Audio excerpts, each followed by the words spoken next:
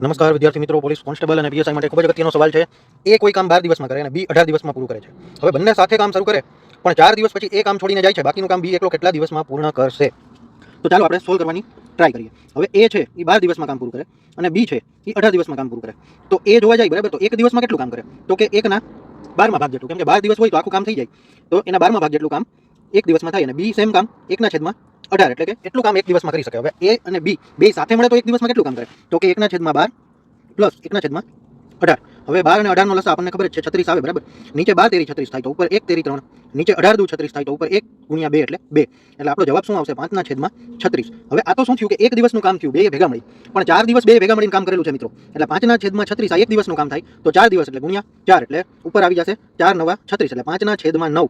આટલું કામ પૂરું કરી નાખ્યું બે ભેગા થઈને. કેટલા દિવસમાં? તો કે 4 દિવસમાં બરાબર. 5/9 કામ થઈ ગયું. તો હવે બાકી કેટલું રહ્યું? કામ કેટલું કરવાનું હતું? 1. એમાંથી 5/9 કામ થઈ ગયું બરાબર. તો બાકી કેટલું રહ્યું? ક્રોસ ગુણાકાર કરો. 9 * 9 - 5, 5 * 5, નીચે 9 એટલે 5 9 માંથી 5 જાય એટલે 4/9.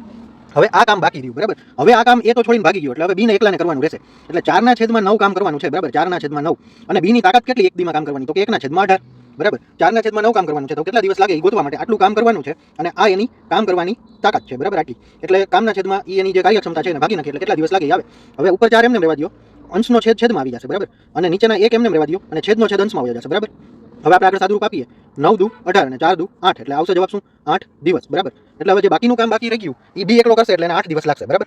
તો આ સિમ્પલ છે, આપણો ઓપ્શન નંબર બી કરેક્ટ થશે. અને જો પીએસઆઈ કોન્સ્ટેબલ, સીસી કે જીપીએસસી ની કોઈ પણ પ્રિપેરેશન કરતા હોય તો આ ખૂબ જ અગત્યનો પ્રશ્ન છે અને આ ચેનલને સબસ્ક્રાઇબ કરી નાખજો. આવા ઘણા બધા આપણે અગત્યના પ્રશ્ન લઈને આવતા રહીશું. ધન્યવાદ.